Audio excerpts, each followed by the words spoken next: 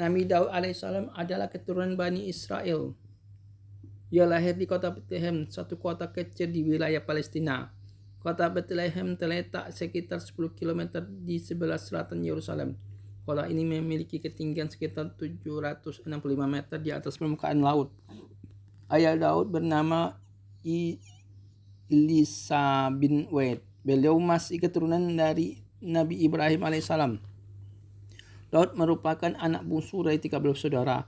Daud memiliki tubuh pendek, matanya berwarna biru dan sangat indah. Daud juga memiliki hati yang bersih dan suci. Masa kecil Daud sangat menyenangkan. Daud kecil adalah seorang pengembala domba. Setiap hari ia bermain di padang rumput yang hijau. Ia bermain sambil mengembala domba-domba milik ayahnya. Dia suka berlari ke sana ke sini, bercengkrama dengan binatang peliharaannya. Daud kecil sangat menyayangi binatang. Tidak hanya domba, burung-burung pun ia sayangi. Daud juga sering merawat binatang yang sakit. Ia mengobati binatang yang terluka sampai sembuh kembali. Ia merawat binatang itu dengan penuh kasih sayang. Tak heran, binatang-binatang itu pun sangat menyayangi Daud. Allah SWT menganugerahkan kelebihan kepada Daud, yaitu dapat memahami bahasa binatang. Ia juga dapat mengajak binatang-binatang itu berbicara. Ia bisa mengetahui binatang yang sedang sedih atau gembira. Kemampuan itu membuat Daud dapat bersahabat dengan binatang. Para binatang pun patuh kepadanya. Daud kecil seorang anak pemberani. Ia dididik sang ayah menjadi anak yang kuat. Begitupun dengan kakak-kakak kandungnya. Mereka dilatih agar siap berperang. Ketika Raja Talut hendak berperang melawan Palestina, ayah Daud mengutus ketiga anaknya untuk bergabung dengan pasukan Raja Talut. Di antara ketiga anaknya, Daud yang masih belia itu ikut serta. Namun Daud tidak menunjukkan rasa takutnya. Sang ayah menasihati Daud yang sudah siap berperang. Daud, ingatlah pesanku ini baik-baik, ujar sang ayah sambil menatap Daud yang bertubuh kecil. Kau boleh ikut bergabung bersama pasukan, tapi tugasmu bukan untuk berada di barisan depan, tambah sang ayah lagi. Lalu apa tugasku ayah? Tanya Daud penasaran. Sang ayah tersenyum. Kau berada di barisan belakang mengurus berbekalan. Tugasmu membantu menyediakan makanan dan minuman bagi yang berperang.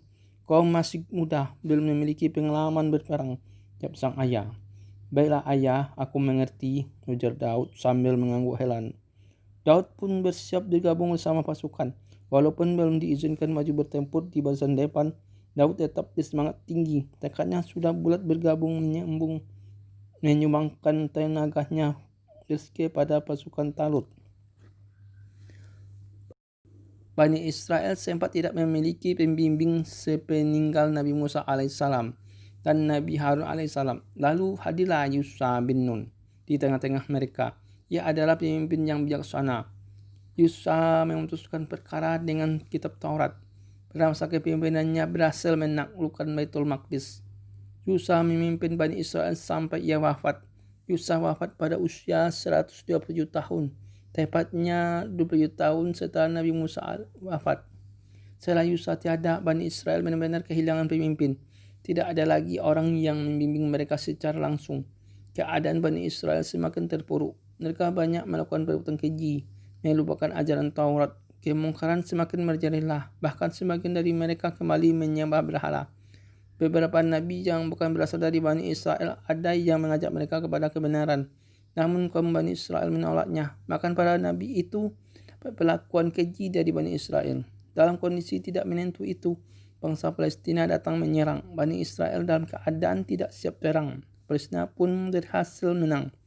Sebuah peti bernama tabut juga berhasil direbut oleh Palestina. Bani Israel sangat percaya tabut membawa keberkahan. Tabut selalu mereka bawa karena di dalamnya ada kubatus zaman. Tabut juga berarti kemenangan bagi Israel. Di dalamnya terdapat sisa-sisa peninggalan Nabi Musa dan Harun. Kehilangan tabut berarti terputuslah kenabian dari keturunan mereka. Apalagi hanya sedikit di antara mereka yang menghafal Taurat. Dari keturunan Bani Lawi juga tak tersisa lagi, kecuali seorang perempuan yang sedang hamil. Suaminya baru saja terbunuh dalam peperangan antara Bani Israel dan Palestina. Bani Israel menaruh banyak harapan pada perempuan itu. Mereka sangat menanti kelahiran bayi laki-laki. Bani Israel berharap kelak bayi laki-laki itu bisa menjadi nabi mereka. Perempuan ini lalu berdoa kepada Allah SWT setiap hari. Ya Allah, jadikanlah janin di rahimku bayi laki-laki, ucap perempuan sambil membelai-belai perut yang besar. Ia terus berdoa khusyuk setiap hari. Allah SWT mendengar doanya. Perempuan itu melahirkan seorang bayi laki-laki. Ia memberi nama Samuel. Dalam bahasa Ibrani, Samuel berarti Ismail. Artinya Allah mengabulkan doaku. Samuel tumbuh remaja. Sang ibu mengajaknya pergi ke masjid. Beliau menitipkan Samuel kepada laki-laki saleh di sana. Samuelku sayang, mulai hari ini kau tinggal di masjid ini, ujar sang ibu. Suatu hari di pelataran masjid. Untuk apa ibu? Tanya Samuel polos. Ibu Samuel menatap lembut anak remajanya. Kau akan belajar mengenai kebijakan dan ibadah di masjid ini. Akan ada laki-laki saleh yang akan membimbingmu. Kau akan berguru padanya, ujar sang ibu. Samuel belajar bersama laki-laki saleh itu setiap hari. Ia belajar tentang kebajikan dan akhlak. Ia pun mempelajari cara beribadah kepada Allah SWT. Semua pelajaran dari sang guru berusaha ia pahami. Samuel tinggal di masjid itu sampai ia dewasa. Suatu malam Samuel tidur pula ada suara dari dalam masjid memanggilnya. Samuel terkejut dan terbangun. Ia mengira sang guru yang memanggilnya. Apakah kau memanggilku, wahai guruku? Tanya Samuel dengan suara bergetar. Sumber suara itu menjawab, ya, tidurlah kembali Samuel. Mendengar suara itu, Samuel mulai agak tenang. Ia pun kembali tidur. Tak lama kemudian suara itu memanggil Samuel lagi. Kali ini untuk yang kedua. Setelah itu suara itu muncul lagi untuk yang ketiga. Ternyata Jibril yang memanggil Samuel. Sesungguhnya Rabbmu telah mengutusmu untuk kamu. Samuel kemudian menjadi nabi bagi Bani Israel. Samuel terus menyerukan ajaran Allah SWT. Banyak yang mengikuti, namun tidak sedikit yang mengingkari. Namun penjajahan telah membuat Bani Israel menderita. Kemiskinan dan kelaparan terjadi di mana-mana. Bani Israel menginginkan adanya perubahan. Kita harus berperang melawan musuh. Kita perlu seorang pemimpin, seru salah seorang Bani Israel. Ya benar Samuel. Bagaimana kalau kau mengangkat pemimpin bagi kami? Pinta Bani Israel yang lain. Jangan-jangan jika kalian diwajibkan berperang, kalian tidak akan berperang juga? Tanya Samuel dengan nada tak yakin. Apa yang menghalangi kami untuk berperang di jalan Allah? Tanya salah seorang Bani Israel. Kami pasti akan berperang melawan musuh, serunya berusaha meyakinkan Samuel. Kami ingin membebaskan anak-anak kami yang ditawan musuh. Ya benar, kami mau berperang. Kami mau bebas dari penjajahan. Samuel terdiam. Ia memandangi orang-orang Bani Israel itu dalam-dalam. Sesungguhnya Allah SWT telah mengangkat Talut untuk menjadi pemimpin kalian, ujar Samuel pelan. Orang-orang Bani Israel tersentak kaget. Mereka saling berpandangan satu sama lain. Talut? Tanya mereka serempak. Bagaimana mungkin Talut yang akan menjadi raja? Tanya salah seorang Bani Israel. Betul, kami tak setuju. Talut tidak memiliki kekayaan. Tidak mungkin orang miskin jadi raja, seru yang lain. Tenang, wahai saudara-saudaraku, ujar Samuel pelan, berusaha menenangkan Bani Israel. Bukan aku yang memilih Talut, Samuel berkata sambil memandangi orang-orang Bani Israel di hadapannya. Allah SWT yang mengangkat Talut menjadi raja. Talut cerdas dan memiliki ilmu yang luas. Ia juga memiliki tubuh yang perkasa, ujarnya lagi. Talut mengerti ilmu perang. Talut yang akan memimpin kita berperang melawan musuh. Orang-orang Bani Israel saling berpandangan. Mereka belum menjawab dengan perkataan Samuel. Samuel berkali meyakinkan orang Israel. Ketahuilah Allah SWT mengetahui dialah penentu orang-orang yang berhak menjadi raja. Tapi kami ingin bukti kalau Allah SWT yang memilih Talut, seru orang-orang Bani Israel. Ya, berikanlah kami bukti lagi, wahai Samuel. Baiklah, mari ikut denganku, ujar Samuel. Samuel lalu mengajak orang-orang Bani Israel Mereka berbondong-bondong menuju rumah Talut bin Qais. Rumah Talut sangat sederhana. Konon ia membuat minuman. Ada juga yang mengatakan bahwa ia tukang samak. Itu orang yang membersihkan kulit binatang setelah disembelih. Sesampainya di sana, Samuel menunjukkan sesuatu yang mengejutkan. Tabut yang hilang ternyata berada di rumah Talut. Bagaimana mungkin Talut ada di rumah Talut? Mereka semula berpikir tabut di tangan bangsa Palestina. Malaikat Jibril yang mengirim tabut ini ke sini. Perkataan Samuel menjawab rasa penasaran orang-orang Bani Israel. Ini adalah tabut. Di dalamnya terdapat peninggalan keluarga Nabi Musa alaihissalam dan Nabi Harun alaihissalam, ujar Samuel. Di dalam tabut ini juga terdapat Taurat, ayat-ayat Allah SWT yang memberi ketenangan. Inilah sesungguhnya bukti bahwa Talut layak menjadi raja kalian, raja Bani Israel. Orang-orang Bani Israel diam 1000 bahasa. Perkataan Samuel telah berhasil meyakinkan mereka. Mereka beriman kepada Allah SWT dan Israel pun akhirnya mengangkat Talut menjadi raja.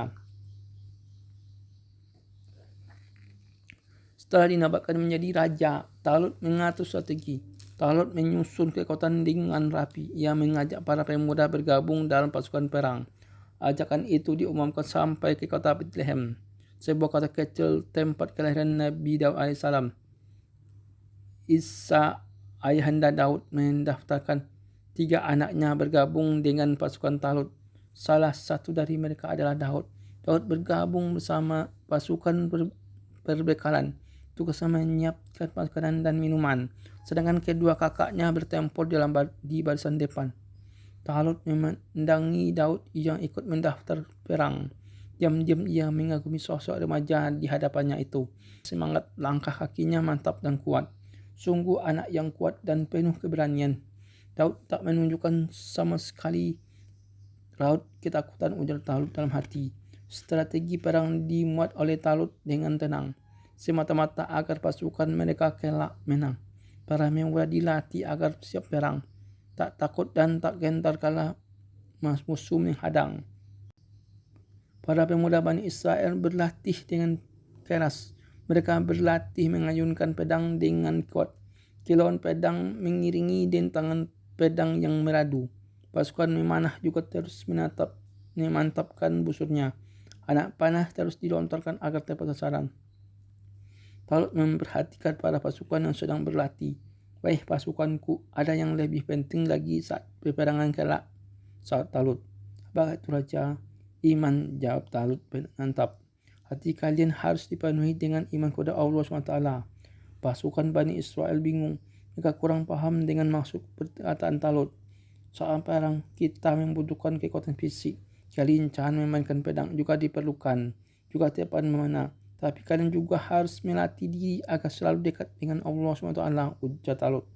Hari itu tibalah saatnya berperang. Seluruh rakyat Bani Israel melepas kepergian para pasukan. Pasukan Talut berjalan beriringan-iringan. Pasukan berkuda bergerak dengan gagahnya, diikuti oleh pasukan memanah dan pasukan berpedang yang tak kalah perkasa.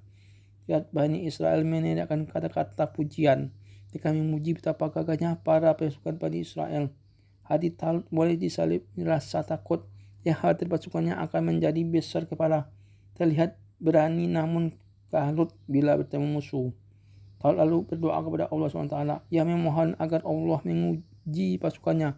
Kan yang lolos ujian adalah orang-orang yang beriman. Allah lalu mengabulkan doa Talut.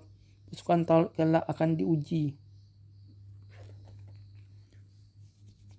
Pasukan Talut terus bergerak menuju gerbang musuh. Berhari-hari mereka terus berjalan. Bukit yang telah terjal menjadi pijakan kaki-kaki kekar mereka. Gurun dan gunung silih berganti menjadi teman perjalanan. Talut mengingatkan kepada pasukan Bani Israel. Kalau akan ada ujian yang datang dari Allah SWT. Kata Allah akan menguji kalian dengan sungai. Seru Talut kepada pasukan Bani Israel. Walaupun kalian sangat haus, kalian hanya boleh minum seteguk saja. Bagi yang meminum air sungai itu sampai puas, maka tak akan bisa ikut berperang. Dan pasukannya akan terus menemaniku adalah orang yang menaatiku, ujarnya lagi dengan lantang. Matahari bersinar sangat terik kala itu. Pasalnya terasa membakar kulit. Pasukan Bani Israel keletihan dan kehausan. Tidak lama kemudian pasukan Bani Israel bertemu dengan sebuah sungai. Sungai ini mengalir antara Yordan dan Palestina.